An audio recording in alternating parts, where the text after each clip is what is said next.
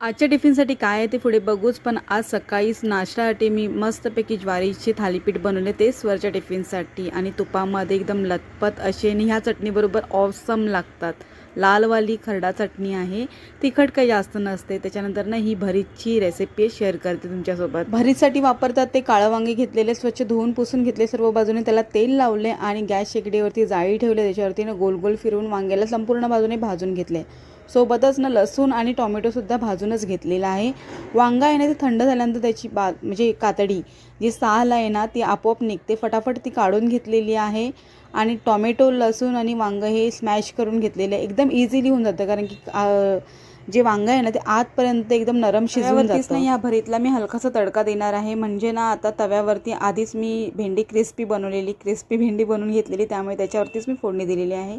तेल टाकलेले, थोडं लसूण टाकले आणि कांदा मिरची कट करून टाकलेले आणि हे सर्व मिक्स करून घेतलेले आहे. बघा, हे भरीत आहे ना मी दोन प्रकारे बनवते. एक तर हे स्मॅश केलेलं भरीत टोमॅटो आणि लसूण आहे, त्याच्यामध्ये ना कच्चा कांदा आणि हिरवी मिरची, कोथिंबीर टाकते, चवीनुसार मीठ टाकते आणि असंच बाजरीच्या गरम गरम भाकरीबरोबर खाते. काय भारी लागतं.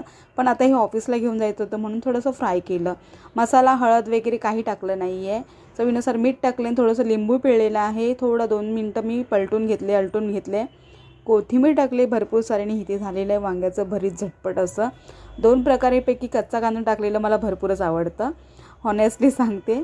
तर इथे भरीतसुद्धा रेडी झालेलं आहे. टिफिनमध्ये दुसरं काय काय बनवलं पुढे दिसेलच, पण भरीत म्हटलं तर ज्वारीची भाकरी पाहिजेच म्हणजे पाहिजेच. तर मी बनवली आजच्या टिफिनसाठी मऊ लुसलुशीत अशी ज्वारीची भाकरी आणि क्रिस्पी भेंडी आपण असंच स्टार्टर म्हणून सुद्धा खाऊ शकतो. वांगं हे स्वर खाणार नाही, त्याच्यामुळे मला हे क्रिस्पी भेंडी बनवावी लागली त्याच्यासाठी.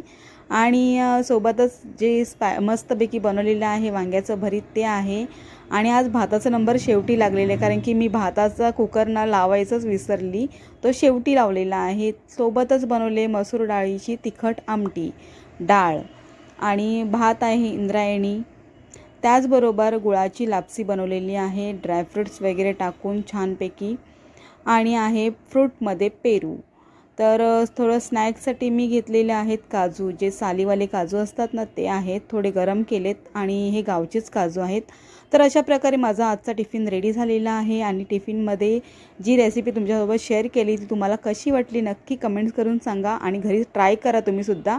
तर टिफिन वगैरे आवरून मी निघाले रेग्युलरप्रमाणे. माझा आजचा मिनी व्लॉग एंड होतोय. आजचा व्लॉग तुम्हाला कसा वाटला नक्की सांगा. इंस्टा आणि फेसबुकवाले फॉलो करा आणि यूट्यूबवाले सबस्क्राईब करा. भेटूया आपण नेक्स्ट व्लॉगमध्ये. तोपर्यंत बाय अँड टेक केअर. ऑफिसमध्येच कलिगने पाणीपुरी आणलेली, काय मस्त होती, मज्जाच आली. चला भेटूया नेक्स्ट.